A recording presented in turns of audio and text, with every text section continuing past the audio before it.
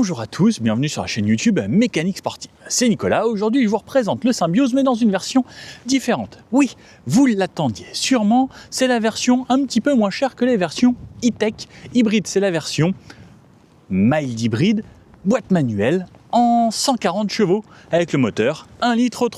Bon, comme d'habitude, on va refaire un tour, on va l'essayer sur tout type de route. Je vais être un petit peu plus concis sur les détails de cette voiture parce que je vous l'ai déjà présenté plusieurs fois, avec pas mal de motorisation. On sait que maintenant il existe avec le nouveau moteur e-tech 160 chevaux et également cette version 140 chevaux avec juste une micro-hybridation. Désolé pour le bruit des avions, mais il y a Orly juste là à côté.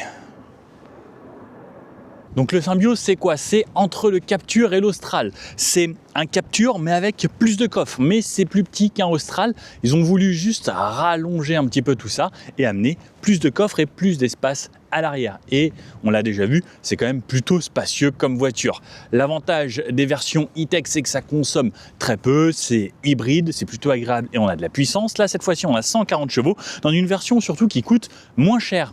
Et oui, elle coûte quand même 5 000 € de moins que les premières versions e-tech. Et ça fait la différence. Parce qu'en version évolution, elle commence à partir de 29 900 €, alors que les autres, c'est 34 900. Bon, ce sera à partir de la version évolution. Ensuite, on rajoute environ 2 000 € pour la version techno. En gros, la version qu'on a aujourd'hui. Par contre, les versions iconiques et esprit alpine seront, elles, disponibles que sur les versions les plus haut de gamme. Quand on a notre petit badge marqué ici, esprit alpine ou iconique, ça, ce sera les versions e-tech. Si vous voulez une hybride, vous n'aurez pas de version entrée de gamme hybride. Ça, c'est peut-être un petit peu dommage. C'est fou à quel point, vraiment, toutes les 60 secondes, il y a un avion qui atterrit à Orly.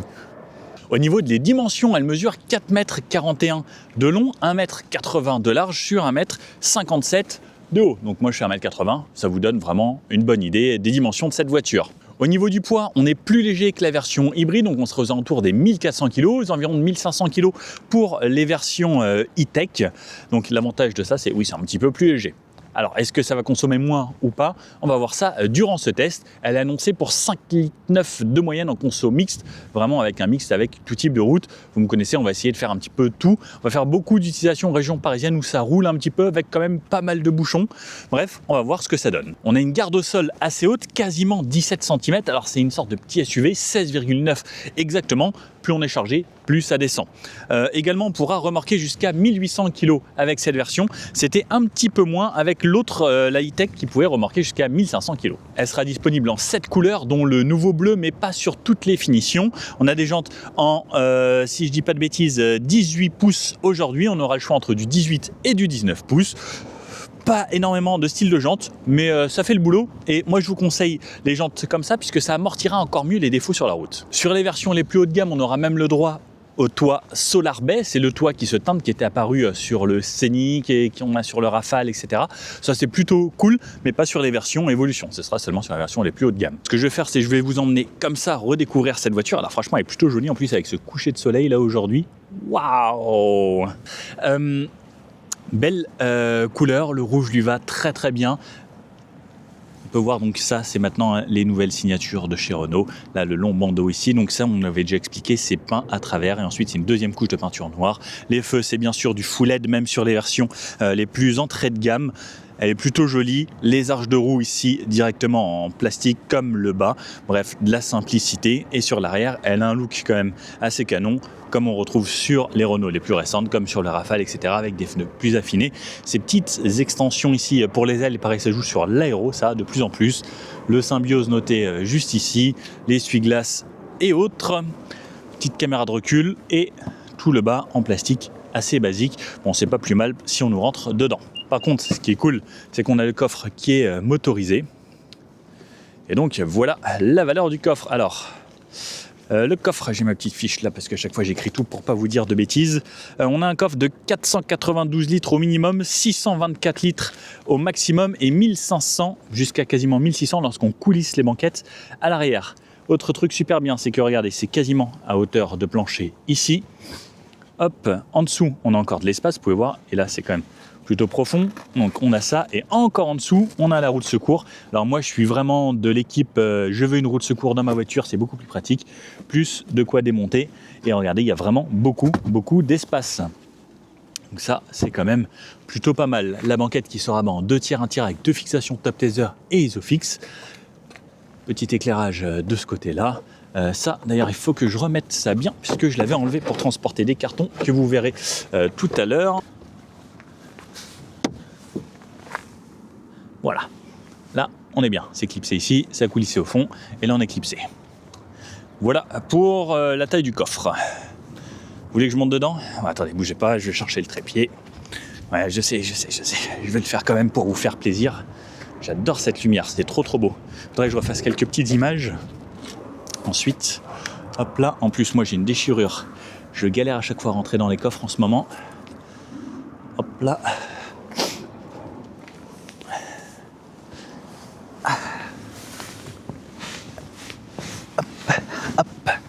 Hop là. Si ça passe, hein. Vous avez vu, il y a encore énormément de volume en dessous de moi. Il y en a encore en dessous. Plus là, les sièges sont reculés au maximum. Donc ça veut dire qu'on aurait vraiment beaucoup d'espace. Et je vous avoue que moi, il va bien m'aider ce Symbiose. Au niveau des places arrière, comme d'habitude, je vous montre tout. Alors hop, je rentre ici. Là, je viens m'installer. Donc, on a une portière ici, entièrement en plastique. C'est vraiment quelque chose d'assez basique. Alors, juste une sorte de petite partie qui est un petit peu moussée. Alors regardez l'espace que j'ai. Moi je fais 1m80, j'ai de la place au niveau de la tête, j'ai de la place au niveau des genoux. Je suis plutôt bien et c'est surtout cette banquette coulissante sur 16 cm. Alors je vous avoue que quand je l'avance au maximum, voilà, ça c'est moi qui conduis ici, donc Nicolas 1m80, mais il n'y a pas vraiment beaucoup d'espace lorsqu'on avance au maximum. Sauf si c'est quelqu'un de tout petit, par exemple c'est quelqu'un qui fait 1m60 qui conduit devant, bon, vous pourrez avancer et avoir un petit peu d'espace quand même. Par contre, ce qui est top, c'est que c'est pas une voiture électrique, donc c'est hyper creusé sous les sièges, donc j'ai beaucoup de place ici pour mettre mes pieds juste en dessous. Donc ça c'est quand même plutôt agréable. On a une climatisation ici avec 2 ports USB-C. On a un petit peu de ventilation, on peut régler juste le débit de ventilation. Ici, la prise allume-cigare et les sièges sont plutôt agréables. Bitexture, alors tout est sombre, mais même la texture qu'on a à l'arrière des sièges avec les filets, etc., bah, c'est quand même plutôt bien. J'ai de la place à la tête, comme je disais, pas de Solar Bay ici. L'éclairage est situé à l'avant. On a les appuis-têtes ici en forme de virgule. À l'arrière, bah, c'est plutôt bien, franchement. On a du maintien latéral des deux côtés. Troisième ceinture ici, alors il faudra connecter la partie boucle ici et ensuite...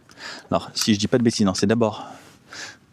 De quel côté à chaque fois ? Non, c'est d'abord celle-ci. Ici, j'y arrive jamais. Comment ça fonctionne ? Voilà, comme ça. Et ensuite, ça qui vient là. Bon, le mieux, c'est de laisser toujours la partie droite connectée. Allez, je vous montre un petit peu l'avant. Allez, comme d'habitude, un petit coup comme ça pour vous la remontrer, hein, même si on a déjà un petit peu fait le tour. Comme ça, au moins, ça va me permettre de faire une idée. Et puis, la lumière est toujours très jolie. On va aller à l'intérieur. Oh là là, c'est beau à l'eau. Et puis, je vous ai pas montré, hein, mais en gros, là, comme d'habitude, les petits rideaux d'air, tout ça. Oh, la petite TZR de l'époque. Et donc, lorsque je viens ici à l'intérieur, la portière avant, donc comparé à l'arrière, on a un petit peu de textile ici, plus toujours ce côté moussé, une sorte de sky. Alors là, elle m'a fait la belle animation de chez Renault avec le son. Alors désolé, comme il y a la petite moto qui passe à côté, on n'entend pas trop. Là, de ce côté-là, des parties plastiques, les haut-parleurs juste ici, 3 pédales, ce qu'on n'a plus l'habitude de voir maintenant, puisque boîte mécanique et les sièges, donc avec ces nouveaux sièges Renault, qui englobent bien cette partie textile est hyper agréable. Et ce que j'aime bien, c'est qu'ils ont quand même pensé à faire un petit peu de texture, du jaune, etc. Donc c'est plutôt joli. Et le logo Renault que vous voyez juste là. Les appuis-têtes. Donc, franchement, c'est des sièges simples, mais avec quand même un petit peu de niveau de détail. Siège bien entendu manuel sur ces versions. Tapis Symbiose, des seuils de porte très basiques. Et ensuite, lorsqu'on rentre à l'intérieur, hop là, je vais venir me reculer au maximum, ce qui me permet de vous donner un bon point de vue. Alors, je vais déverrouiller ça pour avoir le volant et le mettre bien droit. Et voici donc à quoi ça ressemble. Petite dédicace à un monsieur qui m'a reconnu dans sa voiture. Si tu vois cette vidéo, n'hésite pas à mettre un commentaire. Hop là, un rétroviseur ici, avec les bords un petit peu bombés, l'avertisseur d'angle mort.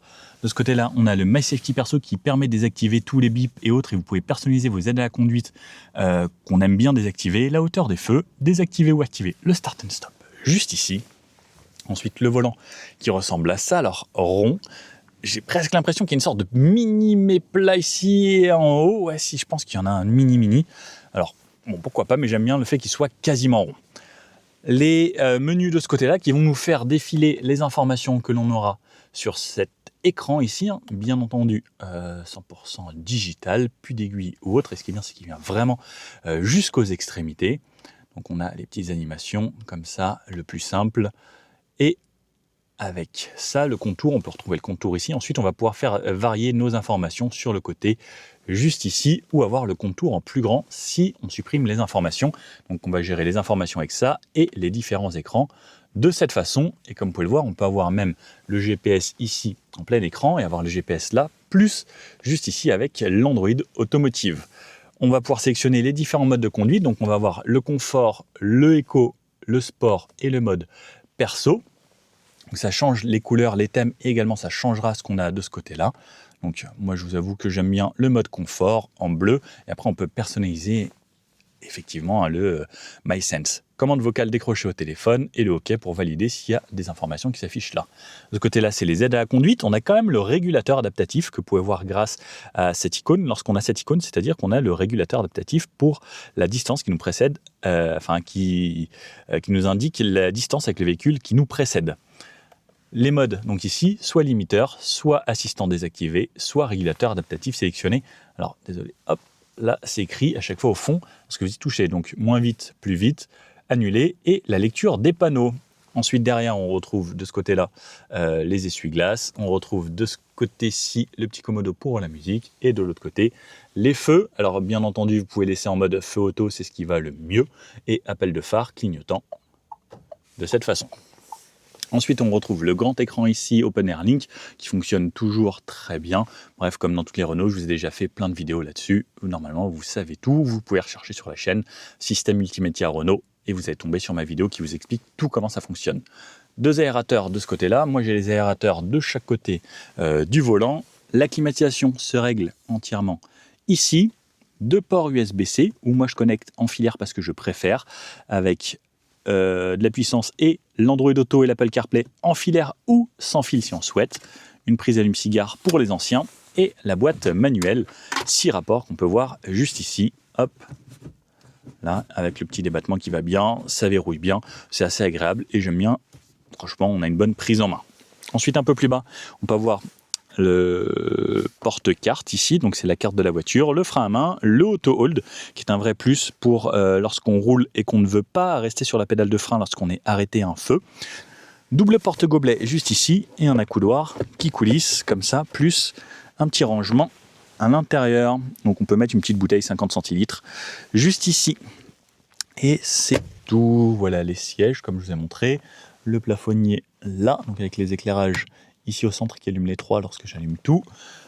Hop, on a quand même un miroir avec une partie LED là pour le passager et le conducteur. Des LED là-haut. On a les rétroviseurs sans bord et une boîte à gants toujours aussi spacieuse. C'est une voiture pour la famille. Donc ce Renault Symbiose est vraiment très chouette et ça fait du bien. Ce qui est cool, c'est qu'on n'a pas encore les petites caméras là sur ces versions des nouvelles normes GSR2. On a quand même une sono Harman Kardon qui a un son plutôt correct et tout le tableau de bord ici qui est moussé. Voici à quoi ça ressemble. Bref, allez, allons le prendre et allons faire un petit peu de route avec. Les amis, c'est parti avec ce Renault Symbiose en boîte manuelle donc et 140 chevaux. Démarrage juste ici. Hop, j'enlève ça. Bon, j'étais déjà dans la voiture, j'ai récupéré un colis que je dois déposer. Bien pratique avec un Symbiose, avoir de l'espace. Alors, j'ai pas la taille exacte du colis, mais il doit bien faire 1m60, ce qui me permet de pouvoir mettre ça un petit peu n'importe où. Allez, marche arrière. Alors, caméra de recul de Clio 2. Clio 3 peut-être. Il n'y avait pas la caméra de recul sur la Clio 2, je crois encore. Ça, c'est les petits trucs qui est encore un petit peu dommage sur ces voitures. Bon, au moins, il y a la caméra de recul et sur les côtés. Boîte manuelle, 140 chevaux pour sur 1,3 litre. Hop là, hop, on s'arrête ici. On a le start and stop, donc une micro-hybridation, contrairement à la vraie full hybride en 160 chevaux maintenant. Il y a eu les 145 quand elle est arrivée, la 160 chevaux que je vous ai essayé il n'y a pas longtemps, qui fait partie quand même des meilleures motorisations actuellement sur le marché de l'hybride niveau consommation, qui se démocratise là vraiment partout dans le groupe Renault. Quand je suis parti avec celle-ci, avec le plein, elle indiquait 740 km d'autonomie. Pour rien vous cacher, j'ai déjà roulé un petit peu, j'ai déjà fait 36 km d'A86, de Paris, etc. Donc j'ai une moyenne à 6,6 litres pour le moment. Elle est donnée pour 5,9 litres en cycle WLTP mixte. Donc on va voir ce que ça donne sur un essai, comme d'habitude, vous me connaissez. Je la garde pas mal de temps, celle-ci en plus. Donc ça va permettre de pouvoir vous faire un débrief sur pas mal de kilomètres normalement. Là je vais faire tout type de route comme d'habitude. Je vais essayer de prendre même un petit peu d'autoroute et autres. Alors même si je vais pas du tout dans le bon sens là. Voilà, après le Symbiose. Le côté hyper pratique, bah c'est ça, et puis je pense que là je le démontre en plus vraiment avec le côté énorme carton dans le coffre, et ça fait du bien d'avoir un vrai SUV comme ça pour les bonnes raisons quand on transporte du matériel. Même pour les vélos, etc., c'est quand même plus pratique, je trouve, ce genre de voiture.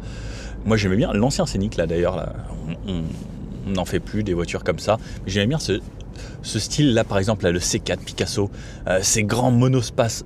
En fait, c'était hyper lumineux, hyper sympa. Alors, c'était pas du tout pareil à un niveau dynamique, etc. Alors que là, on a les nouvelles voitures qui sont quand même très agréables. Ça se place bien, surtout chez Renault, ils sont plutôt bons. Ils ont des châssis à la fois confort et en même temps dynamique. Le fait qu'on ait une boîte manuelle, de nos jours, ça se fait de plus en plus rare. Alors ça, le petit pup, on désactive ici avec le MySafety perso. Ça c'est le top. Merci encore au groupe Renault pour ça. Parce que ça c'est la meilleure innovation que vous avez fait dans le contrage des innovations. Ça c'est pour me prévenir qu'il y a un radar un petit peu plus loin. Ah, j'aime bien chez Renault. Donc après, l'Android automotive, tout ça, ça fonctionne bien. Maps, on peut l'avoir directement dans la voiture. Moi je mets mon téléphone, comme ça j'ai ma musique, etc. Ça fonctionne bien. Là, pour rien vous cacher, c'est quand même assez agréable. Elle me dit de passer la 6e. Donc là, je suis à 77 km/h, 78. On a un moteur 4 cylindres, ce qui est plutôt une bonne chose. C'est pas downsizé au maximum en essayant de se dire on va mettre un petit 3 cylindres, etc. Ça, c'est plutôt bien également. Moi, je vous avoue que je préfère avoir un 4 cylindres. Et puis on est pas mal, franchement, là, à régime stabilisé, comme ça, on entend un peu de bruit de roulement, mais c'est normal, le moteur est quand même plutôt discret, il n'y a pas de bruit du vent ou autre à cette vitesse. C'est une voiture agréable pour le quotidien. Ah, j'ai pas désactivé le MySafety ? Ah voilà, c'est bon, je l'avais pas désactivé. Ah, oula, pardon. Donc, quand on arrive en ville, rétrogradage, etc. Bon, je vous avoue que je préfère quand même la boîte automatique de nos jours. Quasiment toutes les voitures en plus aujourd'hui ont des boîtes automatiques. Ça fonctionne super bien, c'est beaucoup plus agréable, ça consomme moins. L'avantage avec les boîtes automatiques, c'est qu'on a plus d'aide à la conduite, par exemple sur la conduite autonome. Elle peut vraiment ralentir, aller jusqu'à l'arrêt. Là, c'est quand même à vous de passer les vitesses, etc. Même si là, on a un start and stop, mais pour moi, start and stop, c'est pas le même plaisir que la boîte auto. Après, il y a des gens qui aiment bien la boîte manuelle. N'hésitez pas à me dire ce que vous préférez. Moi, je sais que la boîte manuelle, pour ma petite Caterham, tout ça, j'en veux une comme ça. Une Porsche, un truc comme ça, pour aller s'amuser. Ok, la boîte. Par contre, voiture de tous les jours, moi, je suis totalement contre la boîte automatique. Enfin, la boîte manuelle. La boîte automatique pour tous les jours, c'est top de chez top, quoi. Voilà, ça là, faire cette action là tout le temps, débrayer, embrayer, débrayer, embrayer, changer de vitesse, débrayer, embrayer, changer de vitesse. Oh, c'est un calvaire. Je comprends pourquoi les Américains sont en avance sur nous. Les mecs, ça fait 70 ans qu'ils sont en boîte automatique pour tout le monde. Hop là, esquive. Je sais pas pourquoi en France on aime bien tant notre boîte manuelle. Alors c'est vrai que c'est bien puisque nous on a l'habitude de conduire ça. On est tous habitués, même si les jeunes de nos jours commencent à passer le permis sur des voitures électriques ou c'est des boîtes automatiques. Ouais, de toute façon avec l'électrique, si on est forcé, obligé de passer à l'électrique, on sera forcément en boîte automatique, quoi. Mais c'est pas un mal pour 99% des gens, je pense. Il reste 1%, les vrais fans, les vraies personnes qui aiment le plaisir auto, la conduite, etc., qui préféreront peut-être la manuelle dans certains types de voitures. Mais pour le quotidien, vraiment, je suis pour la boîte auto à 100%. Parce que là, surtout ça, là, moi je vis ça au quotidien, les bouchons. Alors là, vous voyez, par exemple, j'ai certaines stops, j'avance un petit peu, je relâche. Le moteur reste coupé, donc son but à lui, c'est quand même de faire en sorte de réduire la consommation. À 10 km/h, elle s'est redémarrée. Donc ça, c'est parce qu'elle se dit, bah tiens, il roule, donc on va peut-être redémarrer. Et là, hop, si je me réarrête, non, elle n'a pas coupé. Ah si, elle a coupé là.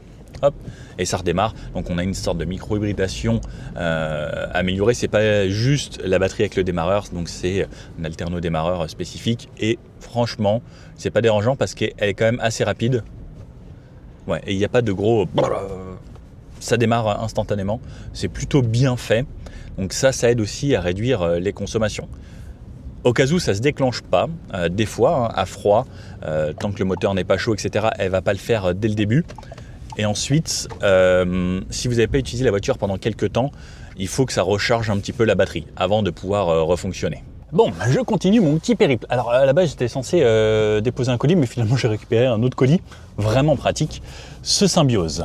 Moyenne à 6,3 litres pour le moment. Là, on va laisser insérer sur l'autoroute A4. Alors je sais qu'ici il y a du 110, mais ensuite on arrive vers du 130. C'est l'autoroute qui mène vers Reims, tout ça. J'aime bien cette voiture, même le moteur n'est pas trop présent quand on l'utilise. Comme ça au quotidien, on a la Sono Harman Kardon là, dans cette version aujourd'hui. Je vous avoue que moi j'aime bien la musique et c'est plutôt bien. C'est assez agréable. Ah non, il y a des bouchons.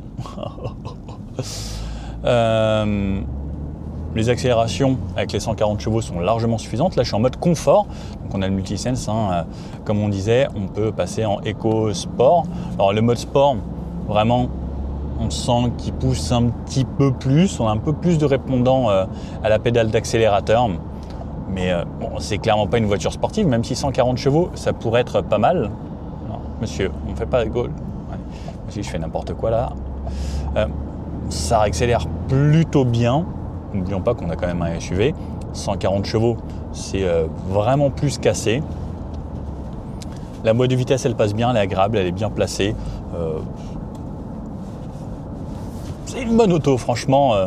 Alors, choisir celle-ci ou les versions e-tech, c'est, je pense, pour la plupart des gens, une question de budget, parce qu'il y a quand même au moins 5 000 € de différence selon les versions.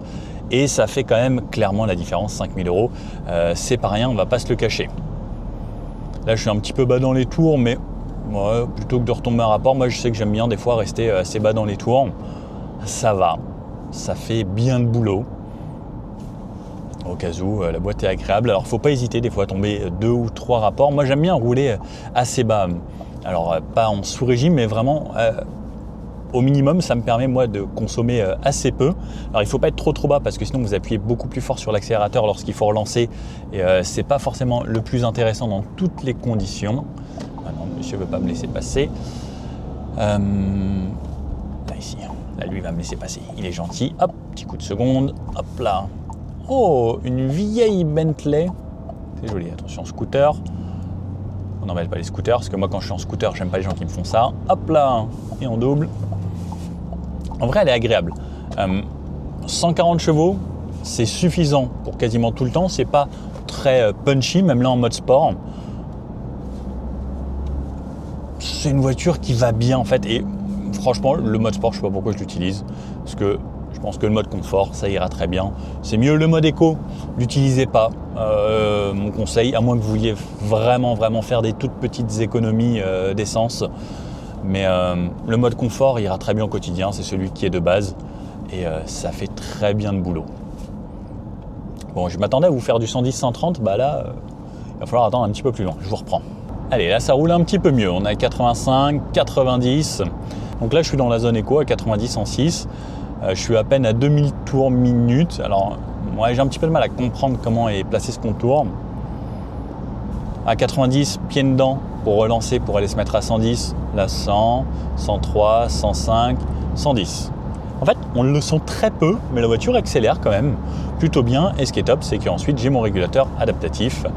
Là, c'est plutôt pas mal. Donc, j'ai pas le centrage de voie, j'ai pas toutes les options comme une voiture haut de gamme, mais en tout cas, là, voilà. Par exemple, elle s'adapte au trafic qu'il y a devant, ça va ralentir un petit peu. Et si ça ralentit, ben moi, la voiture ralentit aussi. Il y a la police, on laisse passer la police.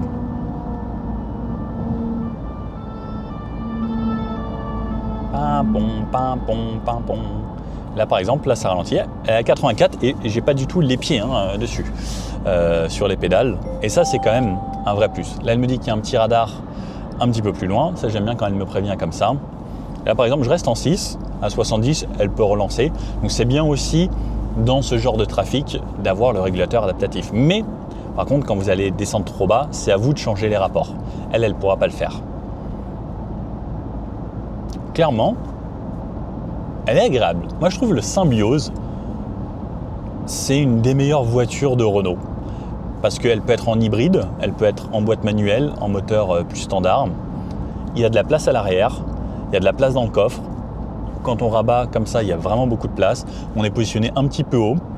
On a un confort qui est quand même relativement correct. On a une bonne suspension, on a un châssis plutôt dynamique. On a une voiture simple et un look plutôt stylé. C'est plutôt bien.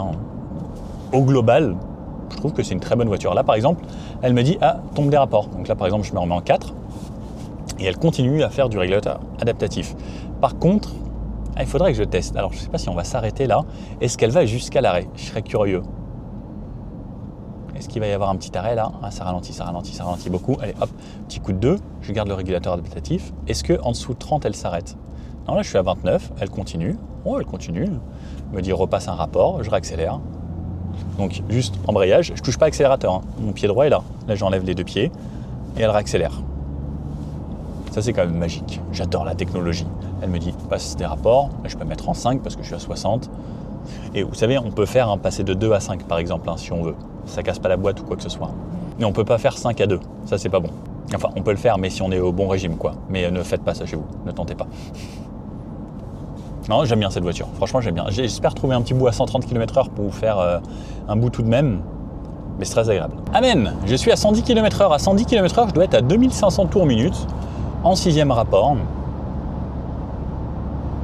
Les bruits du vent sont super bien contenus.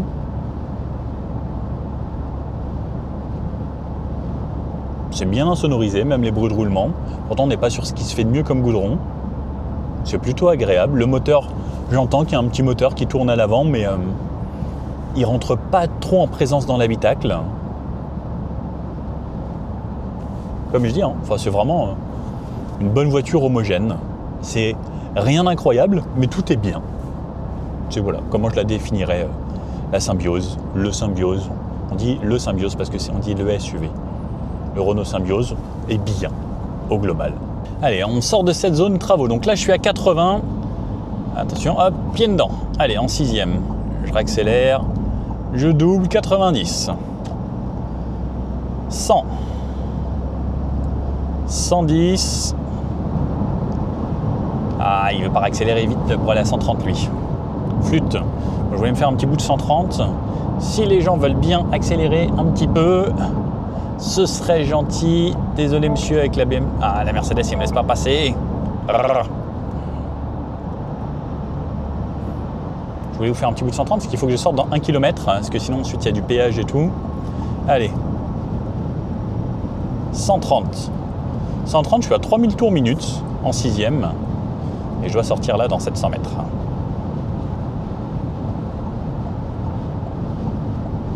En vrai, ça va.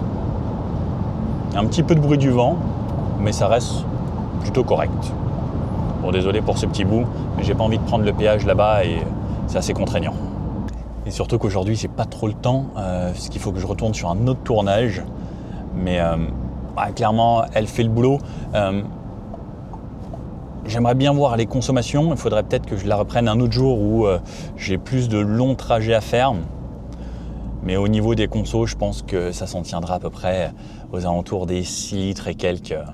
Ça me paraît pas déconnant comme consommation moyenne. Et je vais le faire dans l'autre sens, juste pour vous. Allez, je vous aime bien. En fait, il faut vraiment aller chercher tout en haut pour avoir beaucoup de puissance. Mais en fait, on a l'impression qu'on n'a jamais besoin d'aller chercher tout là-haut parce que la boîte a l'air longue. Ouais, clairement, en fait, il faut cravacher si on veut avoir toute la puissance. Mais clairement, là, je viens d'accélérer plus que ce que j'ai accéléré depuis que j'ai la voiture. Et en fait, j'ai jamais fait ça puisqu'il n'y en a clairement pas besoin, quoi. Et on n'a pas envie de la chahuter trop, cette voiture. C'est la bonne voiture de bon père de famille, je trouve. Hop, allez, on va reprendre la 4. Ça va me permettre aussi de vous faire un test d'accélération. Il n'y a absolument personne derrière moi. On va se remettre bien droit ici. On va se faire le 0 à 100 en entrée d'autoroute. Alors, là, je vous dis, bien sûr, je vérifie, il n'y a absolument personne là. Allez, 0, on démarre. C'est parti, allez, let's go. Hop. À 50, fond de première. Fond de 2, 85. Fond de 3. Allez, 110, 115. Ah, mais ça repasse à 110 ici déjà. Ah non. D'habitude, là, on est à 5 km à 130. Bon, dommage les amis. Il n'y a pas d'autoroute ici. Flûte. Alors, je viens de faire 100 km, un petit peu plus, là, 101 km, et j'en suis à une moyenne de 5,8 litres, ce qui est plutôt pas mal, en sachant que je me prends quand même un petit peu de bouchon. J'ai fait pas mal de villes et autres. Après, il y a quand même du roulant, ce qui est pas mal, hein, pour une voiture standard sans réelle hybridation, avec juste un gros start and stop. C'est pas déconnant. Là, il me reste encore pas mal de kilomètres à faire. Bah ouais, c'est bien. Effectivement, les hybrides font beaucoup mieux maintenant. Je pense que là, avec une e-tech, j'aurais été en dessous des 5 litres parce que l'hybridation fonctionne vraiment, vraiment bien. Mais la différence des 5 000 €, elle est quand même là, quoi, hein. Et puis surtout que les e-tech, elles ne sont pas disponibles dès le début avec les entrées de gamme. Ça fait la diff. En vrai, ça va très bien, ça aussi, hein. Faut juste payer un petit peu plus d'essence, quoi. Mais quand on fait la différence en litres au 100, allez, on va dire qu'on rajoute 1,5 litre au 100 à chaque fois. 1,5 litre, ça coûte quoi? Ça va coûter environ un peu plus de 2 €. 2 € tous les 100 km. Ça veut dire que ça fait 20 € tous les 1000 km. Ça fait 200 € tous les 10 000 km. 2000 € tous les 100 000 km. Ça veut dire qu'il faudrait plus de 200 000 km pour faire la différence avec un e-tech. Selon comment vous conduisez, bien sûr, et les conditions. Si vous avez vraiment beaucoup de bouchons ou autre, ouais, le e-tech est intéressant, je pense, plus rapidement. Parce que là, on va consommer vraiment plus dans beaucoup de bouchons et redémarrage, etc. Là, d'ailleurs, il vient de me couper le régulateur adaptatif parce que j'étais resté en 6e. Et il m'a dit, là, je peux plus. Donc, j'arrête. Mes petits messages jaunes et tout pour prendre la main. Voilà. Bon, j'avais très faim, je me suis arrêté à faire une pause. La moyenne descend, 5,6 litres au 100, et j'ai constaté qu'en roulant à 90, donc là j'avais de la N104 avec beaucoup de 90, j'ai l'impression d'être sous les 4 litres au 100 lorsque je roule à 90, ce qui est vraiment pas mal, hein. On peut descendre, je pense que vous habitez à la campagne, il y a moyen d'être aux alentours des 5 litres au 100 sans trop forcer, quoi. Petit point conso avec cette voiture, un petit radar là, j'en suis à 133 km réalisés, la moyenne est descendue à 5,5 litres là, ce qui est top, et elle m'affiche encore 710 km d'autonomie restante, plutôt bien. Allez, je continue, comme je dis, je la garde quelques jours. J'aime bien cette voiture, j'ai bien fait de la prendre plusieurs jours. Bon allez, petit débrief avec ce Renault Symbioz niveau consommation. Alors bougez pas, je vais vous la redémarrer juste là. Je viens d'arriver, donc moyenne à 6 litres 1, comme vous avez pu le voir, sur 305 km. 6 litres 1 sur 305 km d'Île-de-France, c'est quand même vraiment pas mal. Donc je vous ai fait une petite conclusion hier, coucher de soleil, tout ça. Là je viens juste de la ramener, il y avait quelques kilomètres à faire, et avec le plein, elle m'indique encore 750 km. Je viens de refaire le plein. Vraiment top comme voiture.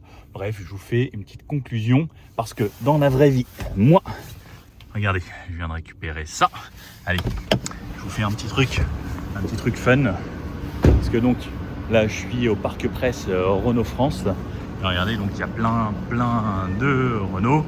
Là il y a ma petite Twingo juste ici. Donc là il y a un beau Rafale, un petit Bigster. Là, on a une A110 GTS, la 110 que je prends, une A110 R, la voiture de Laurent Schmitt, notre copain youtubeur. On a déjà fait pas mal de vidéos avec. Là, je repars avec ça pour faire un petit sujet, détendre tout ça, emmener sur circuit, des petites routes. Bref, un road trip en incendie GTS. Bah oui, pour moi, c'est ça également. Bref, petit débrief Total Symbiose. Et vous retrouverez une autre vidéo là-dessus. Des bisous. Bon alors, en conclusion de cet essai, à qui s'adresse vraiment ce Symbiose? Eh bien, c'est si vous n'avez pas forcément les moyens de vous prendre une version e-tech, cette version sera assez agréable. Bon, j'ai la carte qui laisse à chaque fois, qui déverrouille le véhicule à chaque fois que je me recule. Les consommations, on a pu voir que c'était quand même vraiment pas mal. On peut descendre très facilement sous les 6 litres en étant en région parisienne. Imaginez-vous, si vous étiez à la campagne, je pense qu'on pourrait descendre même sous les 5 litres 100 sans trop avoir de soucis. Donc une voiture plutôt agréable, c'est bien conduire, c'est bien suspendu, c'est spacieux, on a de la place à l'arrière, on a de la place dans le coffre. Bref, de quoi se faire plaisir, qu'on soit en famille ou pas. Bref, si vous avez bien aimé cette vidéo, n'hésitez pas, le petit pouce bleu, à vous abonner. Et puis je vous dis à bientôt pour une prochaine vidéo. Et moi, je vais revenir chercher la caméra là. Allez, à bientôt.